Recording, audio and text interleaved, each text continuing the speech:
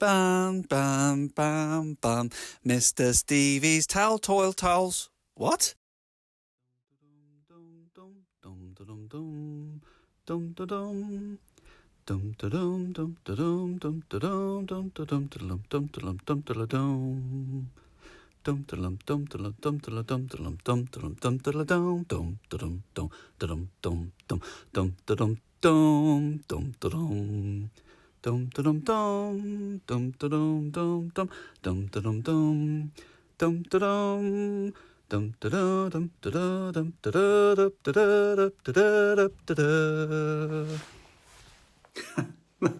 This is as close to cosplay I think I come.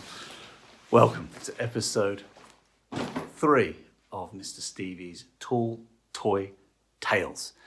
And in this episode we will be examining Raiders of the Lost Ark, the Kenner line from 1982.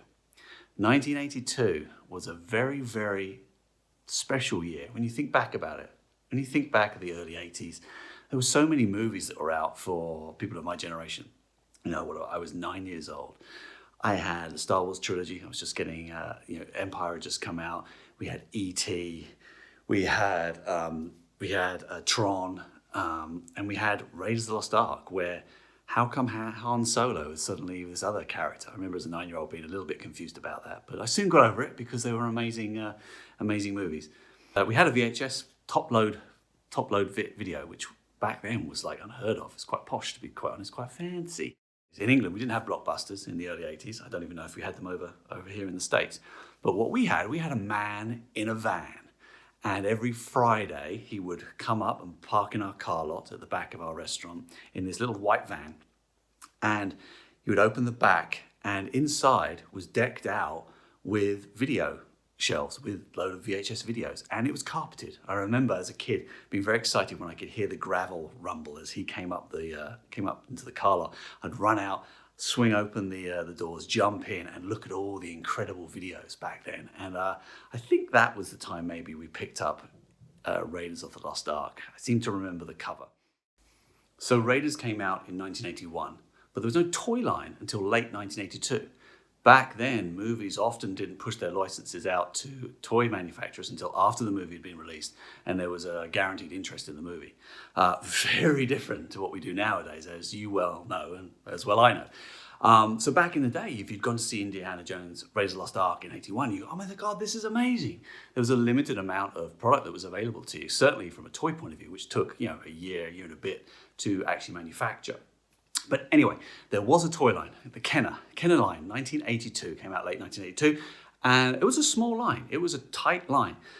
It was highly influenced by I always get this wrong, Butch Cassidy and the Sundance Kid, the early years, which was a line that came out in 1979 for Kenner, which was a movie that kind of didn't do very well at the box office, but the figures were really cool, 3 3/4 inch, very much like Star Wars. But what Kenner had started to do was they started to put knee joints in, and also put a spring in the torso so it could do a quick draw feature. So you could ping back the arm and it ping up, or you could pull it up and it would ping down.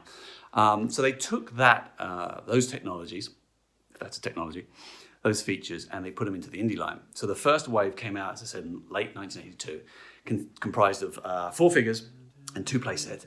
So you had Indy,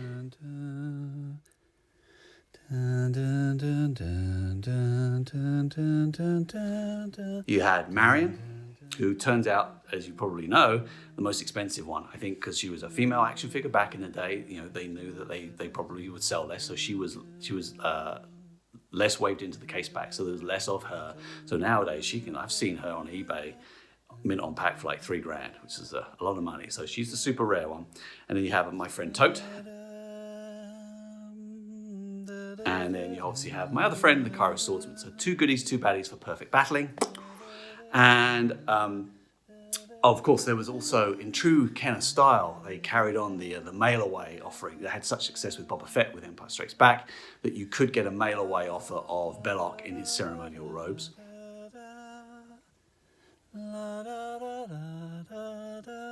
In terms of playsets, you could get the map room, which also included Indy in his desert disguise.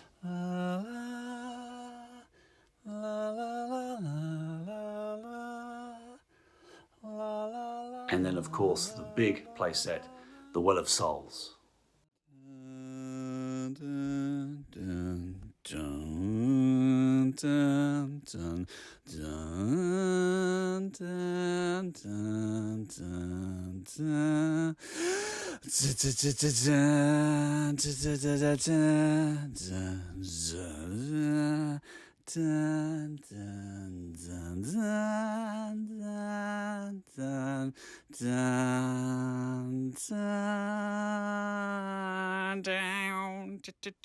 Then, in 1983, Wave 2 expanded on the 4 figures, well, 4, 5, 6 figures that came with Wave 1. And you could get Salah. You could now get Indy in his German uniform.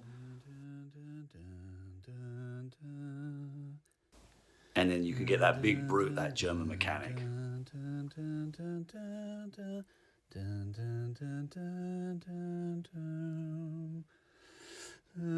And last but not least, we have Belloc out of his ceremonial robes and into some rather fetching slacks, with, of course, that elusive map.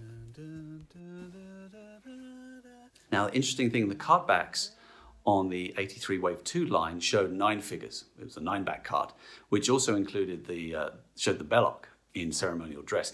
And there were plans to release that on an actual card, but they never got round to it. But by all accounts, the mythos of Raiders of the Lost Ark, there are a certain number that are in existence that were salesmen's samples that they used to take around and show different retailers. So if you find a Belloc Belloc with ceremonial robes on a card, grab it quick, because it's ultra rare. And for playsets, we had the convoy truck, we had the horse, which I believe is a reuse of the mold that was used by the horse for Butch Cassidy and the Sundance Kid, the early years. Such a great title. Same feature, squeeze and legs move. And then, of course, what else do we have? We had the Streets of Cairo. That's it, the Streets of Cairo, where Marion gets kidnapped and put into a basket. You got a little molded Marion that was all kind of hunched up that you could stick in a basket. Good thing about that set, a bit like the map room, where you got an extra figure thrown in. You got the Monkey Man. I wish he had a better name than that, but anyway, the Monkey Man came with that, with a monkey with a hooked arm. Bear in mind that the monkey that is the rarest is the one that comes with Marion in her pack, which is where he's all kind of like crunched up. That monkey on its own goes for crazy money. So anyway, a different variant on the monkey. And that was kind of it. You know, it was this tight line. There was, 11 figures, I think. What's that, 11 figures and kind of 1, 2, I'm counting them here, 3, 4 play sets and a horse. I've got a few of them. I got most of them, but I have them all loose. I always collect the figures, and I got Well of Souls, and I got the map room as well, which we're going to take a closer look later at. They did have 12-inch figures. You know, Kenner was smart, like we always do. They had, hey, Harrison Ford, he's Han Solo. We have a 12-inch Han Solo. They took that body, reused it, dressed it differently. You can tell by the hair. Hair's different. The hair's very 70s, whereas it doesn't quite match what Indiana hairstyle, but he's got a hat on. Doesn't matter. So there's a 12-inch line. So yeah, very tight, but very kind of, it's a small but sweet and select line. People have a lot of heart for it. It's got nice little knee bends, and the action with the arm is really, really cool. And to be frank, it's almost the last bastion of 3 3/4 inch for Kenner, because after that they moved into DC Power superpowers, right? And that they upped their scale, and they started getting to 4.5 inch up to 6 inch, and then it's like the next generation, with Real Ghostbusters, etc. So this was like the last 3 3/4 inch. We had, so it means a lot. It means a lot to me, and I know it means a lot to a lot of you. So we're going to take a closer look at what that line looks like. I'm going to sort of get under the skin of it, as it were. But so let's take a look. Now, I don't remember having many Raiders of the Lost Ark action figures back in the day. I don't seem to recall seeing them much in British toy stores, but I do remember having Tote, the evil Nazi guy with Marion's medallion burnt into his hand, and I'll be honest, he didn't last long. He ended up the way of probably thousands of Totes did in the hands of 9-year-old boys back in the day after seeing the movie. I'm sure you can guess what happened to him. Anyway, just remember, don't try this at home, kids. Dun, dun, dun, dun, dun, dun, dun, dun.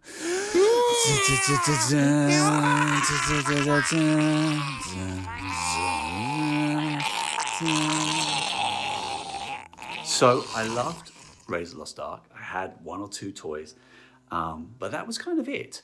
And as I sort of grew up and moved on and started collecting Star Wars and buying and selling, and I got my job at Hasbro, I remember just talking about the 80s to one of my colleagues, a young lady called Julie Wallace. And we started talking about Raiders of the Lost Ark and all those kind of things. And she hit me with a piece of news which just blew my mind at the time. I remember sitting next to her on her desk and we were talking about it. She goes, "Oh, do you know something? You know that guy who's the Cairo swordsman in Raiders of the Lost Ark? The one, where he does all that and Harrison Ford just shoots him because he's, you know the story. He's got dysentery and there was a big chase planned. And basically it was like a quintessential moment in the movie and was brilliant because they left it in." She said, "Well, you know what? My son, Charlie, the actor that played him, the stuntman, Terry Richards, is his granddad. And I can't wait for my kid," because I remember Charlie being like a baby, maybe 2 or something like that. "I can't wait to tell him his granddad was the guy in Indiana Jones, Raiders of the Lost Ark." I was like, wow, starstruck. I thought that was really cool. Unfortunately, Terry's no longer with us. He passed away in 2014, but I'll always remember that story that Julie told me. I think that's really, really cool. And so the Cairo swordsman has a special place in my heart just because I remember my good old days back in England, back in Hasbro London. So let's get into my Raiders of the Lost Ark collection, shall we? You can see I've got many of them from the 82 and 83 wave, but I haven't got everything, but that's okay. Let's take a look at what I have got. So let's start with the hero himself, Indiana Jones. Don't ask me to take the whip out of his hand because by all accounts he has a very delicate thumb. I've seen lots of them that are broken online. He comes with this whip action, so he can whip down and he can put it the other way and he can whip up to fire his pistol. Tiny little pistol, very, very good, very well to scale. Don't get it mixed up with totes. And this slots into his little... into his hand. Not quite the size. Needs to go in that one. Again, not taking the whip out. That's staying in there forever. But luckily for me, I can put it into his holster. Slides. So fiddly. Slides neatly into his holster there. So there's the man himself. Fantastic. So... Marion is an unusual figure. She has this incredibly detailed lace skirt that wraps around her. She doesn't have any of the punch action because all the money's in the clothing. You can definitely see there, little flower detail. It's amazing. It's quite big. It's quite sort of loose. It comes off really, really easy. But I have to admit, where do you find lace in action figures? To be perfectly fair.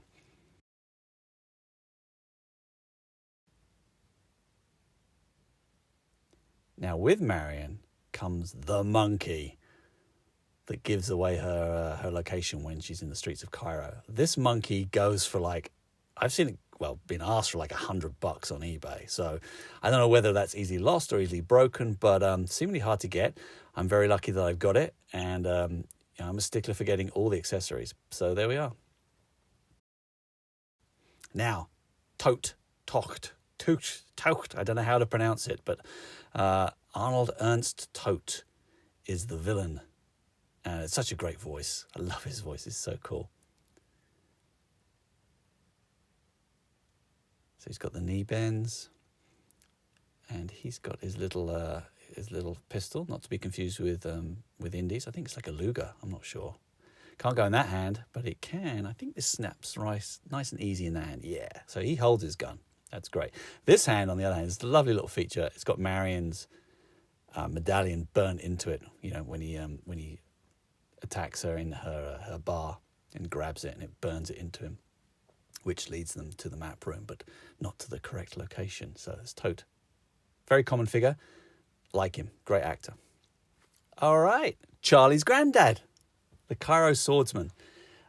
Doesn't have a sprung arm here. I am going to guess quite clearly that all the money's been put into the soft goods. Got some serious soft goods here. Comes with his little dagger. Same one that you'll find on the Monkey Man in the Streets of Cairo playset. So instead of tying, it's actually got a little clasp here, which is pretty fancy. That opens up. All right, let's take a look at you. Woo! Don't be shy. Oh, it's got all this. What's all that black stuff on it? It's got this weird stuff. One thing that's unusual. So the hand actually is fused, so it's actually a slide in rather than sort of a pull out. He'll never drop his sword, that's for certain. So let's take that off. And it's got this black stuff. It looks like hair, which is, wow. Is that deco? No, it's not deco. No, I see. It's just the fluff from the inside. That would be really cool if that was like hair, chest deco. I can imagine to be a hairy swordsman. That's pretty cool.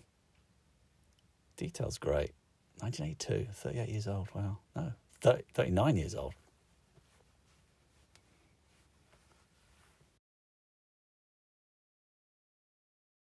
Now, Kenner was famous for its mail-aways, and Belloc in Ceremonial Outfit was the mail-away that was found for Wave 1.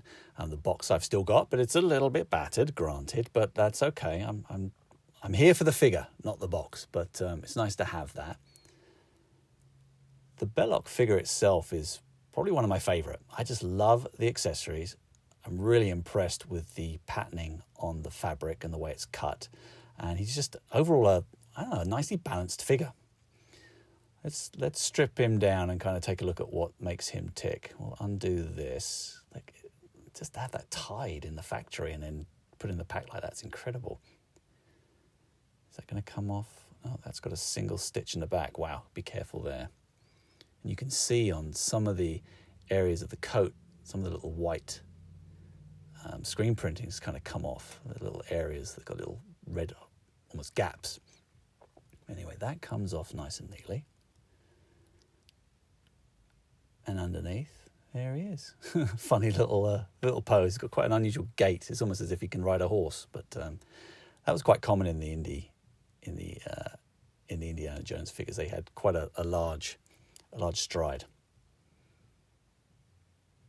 There you go. You can see where those white dots are sort of coming off. But overall, really, really nice figure. Yeah, definitely one of my favourites. So in Wave 2, they released Belloc in his white slacks, his white shirt and his lovely cravat. So as you look at him and take another look at the ceremonial, you can kind of see they're different sculpts-ish, but one's moulded and one's painted, so it gives a different effect. And the ceremonial may be one of my favourite figures, but this one has my favourite accessory. This map is like a little piece of vinyl. It's not quite paper. It's almost like linoleum that you kind of get on your kitchen floor. But to find this is really hard. But I found it. I'm really happy with it. I love this figure. Like any 9-year-old boy, one of my favourite scenes in Indiana Jones Raiders of the Lost Ark is when the mechanic gets splattered by the propellers. I love that. This figure's really nicely moulded. It's quite muscular. There's a lot of detail in that flesh formation. And he obviously has to come with the uppercut punch with the spring in the torso. And almost competing with the Cloud Car pilot for the smallest accessory is the wrench, or the spanner, as we would say in England. So that slots into his hand and he can uppercut punch Indy right in the jaw. Whack! Or whoosh, as they would do in Indiana Jones. And here we have Indiana Jones in his German disguise with the spring action arm. It's Kenner, it's early 80s. Of course there's going to be a hero in a disguise, whether it's Luke in Stormtrooper. Here we have Indy in German uniform. Comes with this very nice bazooka. I'm not quite sure why they gave him the spring arm with a bazooka. I don't know whether you quick draw a bazooka, but there we go. The one thing I do notice about this is the hat. I've only just seen this. It's kind of skew-iff because obviously in the movies it's not quite doesn't quite fit him. That's a really nice detail that it's slightly off-center and kind of slightly tilted. Indy! Solo was such a great character. I loved him, this sort of like lovable rogue.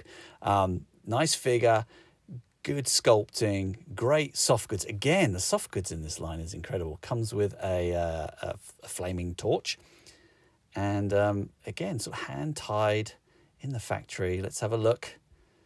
Show us your wares, Sulla. Again, I'm going to assume it's probably going to be... Oh, he's a bit stiff there.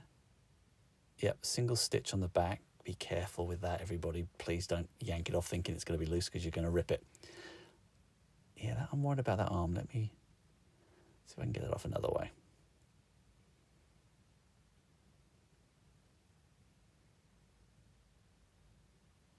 I'm always nervous that I'm going to rip it, or it's like the fabric's rotten and it's going to tear, or I'm going to break the arm off. But there we go. Anything for you, people.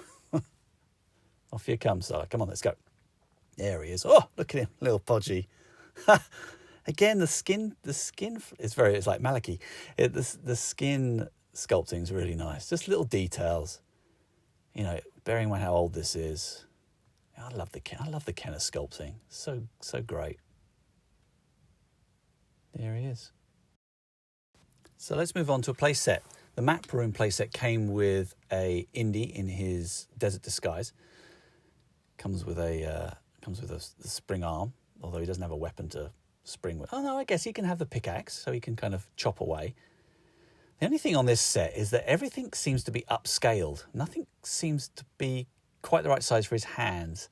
There's that and the Staff of Ra, which we'll look at in a minute, which doesn't seem the right. But it comes with this little grapple hook with a lot of string. Let's get that. Come on.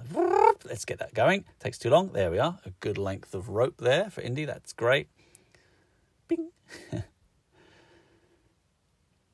Inside the set, you also got this really nice Staff of Ra with a red lens that unfortunately is, again, still oversized for his hand. And I'm knowing Indy and his breakable thumbs, I'm not going to risk it. So luckily, the little map floor relief has little holes that can hold it. So you can plug that in there and recreate the scene where Indy holds the staff to reveal the location of the Well of Souls.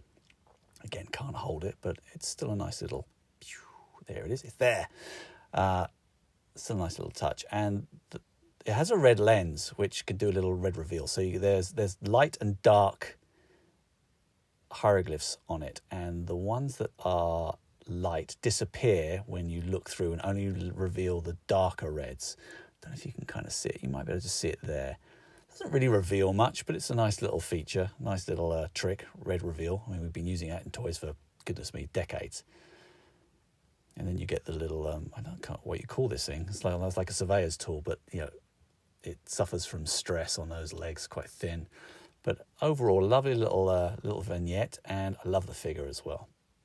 So that's the map room.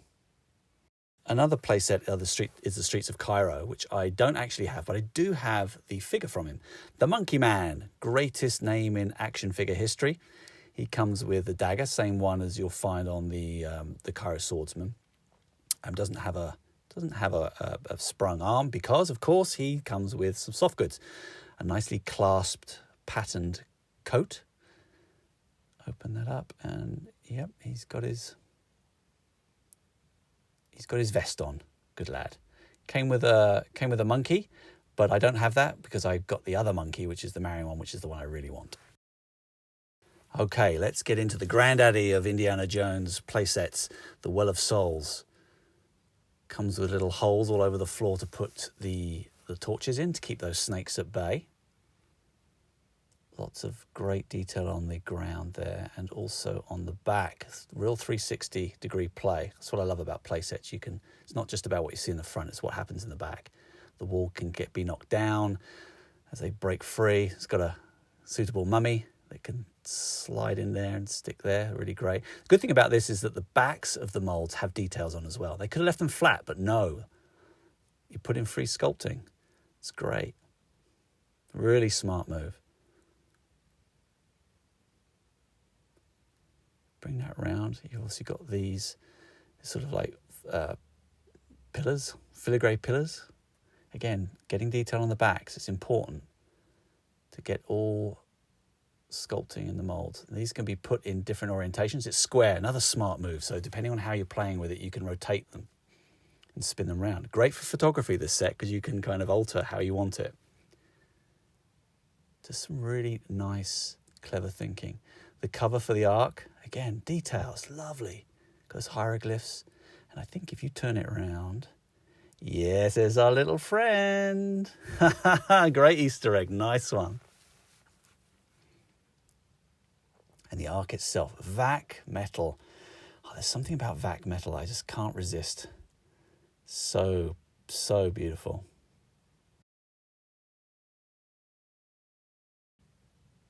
Oh, don't look inside, Steve. You never know what will happen. Or you do know what will happen, that's the problem. 3 pieces, nicely put together. Hello. Yeah, that's almost a character in itself. I consider the Ark a character. Comes with these carrying poles, which I'm going to tell you are a nightmare to get in. There we go. I'm just going to do it quickly. It took me ages. You have to put it in a specific way. Don't know quite why they did that, but there we go. They did. And so if you've got it, be careful, because you don't want to bend and break them or stress them. And you certainly don't want to break that vac metal, because that can be brittle. So there we are. There's the Ark of the Covenant.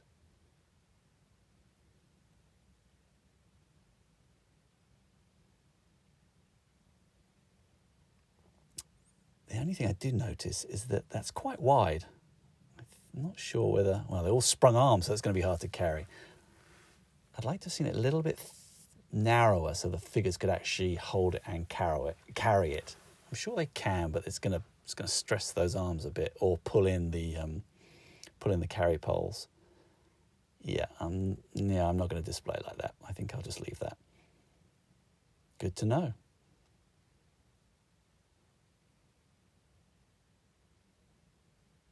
Goes in there. Snakes. These, you've got loads of snakes. I think you're meant to get 14 of these. I've got 1, 2, 3, 4, 5, 6, 7, 8, 9, 10, and 12, 13. I'm missing a snake! Oh well, eBay, here I come. I've got to work out which one it is. Cool thing about this is they put little holes in there so you can plug the snakes in, because obviously the snakes come out through the walls. Again, really nice attention to detail. I suppose you can fit a flame in. No, I don't like that as much. It's better with the snakes. Small, perfectly formed, really nice set. Great example of making the most of the limited amount of plastic you have. Allows you to tell a complete story. You got a hole in there for his mouth. That's nice. So he's like going, ah! So you can have snakes coming out the back as well. Yeah, I'm really, really happy with this playset. I love it. I'm really glad I got it. I wasn't going to get playsets at first, but it's such a great display set, as I call them, where I can kind of put all my figures. Let's see if there's any Easter eggs hidden underneath, sculpted in. You never know with Kenner stuff. Speaking to Mark, they always used to put little Easter eggs in, but nothing there, I don't think. But still, hey, this playset is an absolute classic. So thinking about Raiders and thinking about 1982 and Kenner, I had an epiphany. I said, hey, why don't I call Mark up? My very good friend Mark Boudreau, who we worked together on Star Wars sequels. So I gave him a FaceTime, and funnily enough, he'd just got back from the UC, University of Cincinnati, where he's alumni, and they toured him around the new design department. And back in the day, Mark actually went as a fly. Mark actually went to UC, funnily enough, that's why he's alumni, and he got an intern at Kenner there. And then when he left UC, he got a job at Kenner and started working on Star Wars, etc., etc. So there's a nice little segue into a conversation, and I asked him, I said, hey, do you remember Raiders? Did you do anything on that? Like, what's the deal back then? So Mark was telling me about how he was brought into Kenner to be part of a preliminary design this preliminary design department ran by Dave Okada back in the day, where their job was to come up with new ideas for properties, sketch them up, work them out, build bread models. They had their own model shop. When I say bread models, what I mean is like little concept. I think I got him. No, I didn't. Little concept designs and concept models to prove out features. And they would then pitch those to the executives, and then it would be handed over to the production design group, who would then work with the engineers and actually get them made and drawn up and manufactured, etc., etc. So Mark was part of that early prelim design team. So I said do anything on Raiders? He goes, yeah, I worked on a few Raiders things. He worked on the convoy truck, and he worked on the Well of Souls, funnily enough. And it's interesting because when I look at the Well of Souls, there are areas in the back of the molds which are usually can be left kind of smooth because they're the underside of the mold. But I always remember Mark telling me when I joined Star Wars, he always insists on putting free sculptures on the back.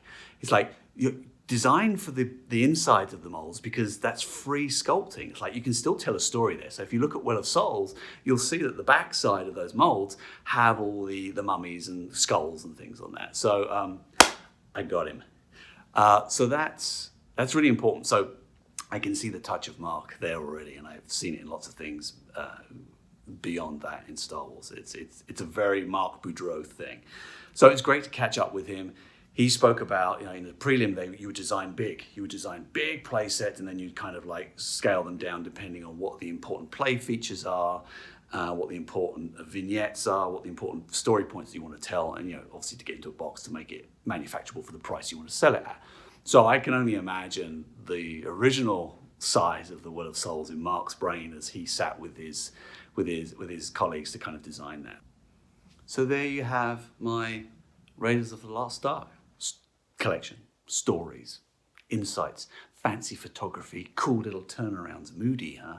Anyway, I really enjoyed doing this episode. I hope you enjoyed it. I hope you learned something or just reignited, without melting your face, your passion for Raiders of the Lost Ark and Kenner 1982 line. It's one of those lines that is short and sweet, that is just like pitch perfect. It's one of those lines also, I wish there was more of it. I look back and I think about Superman line, like there was nothing in those days. And Raiders kind of falls into that where I was like, oh God, if there's only more that we could have. But there we go, we don't have more. So go out, find those ancient relics, those Kenner 82, Raiders of the Lost Ark line, and get them, grab them, play with them, let them breathe, and enjoy. All right, until episode 4 next time, we will see you then. Bye-bye. What time is it? It's giveaway time. I've got an incredible giveaway for you this episode. This 1982 original Kenner catalogue, incredible condition, just one little nick on the top there, but bearing in mind it's 39 years old, it's amazing. Chock full of Star Wars, Empire Strikes Back stuff, a load of other brands. But, let's whip forward to get to the brand we're interested in. There he is. Yeah, Indiana Jones. Gives a cool rundown of the original way, 4 figures, takes you through all the play sets, all the spiel, all the features. Great photography there. Well of Souls. Classic Kenner photography. Also goes into, the merchandising and the sales pitches. Really, really interesting. Fantastic catalogue. Cost me an arm and a leg, but I'm willing to give it to you because I love you. For your chance to be the lucky recipient of this original 1982 Kenner catalogue, I need you to do a couple of things. Number 1, please like this IGTV episode, and then in the comments, A, tag a friend, and B, answer this question. Which toy brand is featured immediately after The Adventures of Indiana Jones in the 1982 Kenner catalogue? You've just seen it, so a little bit of a scroll back and some eagle-eyeing and maybe some pausing will give you the answer. But answer that question in the comments. Remember, tag a friend and like the IGTV episode. Everything I say is like a tongue twister. What's wrong with me? It must be my age. Anyway, or my dentures.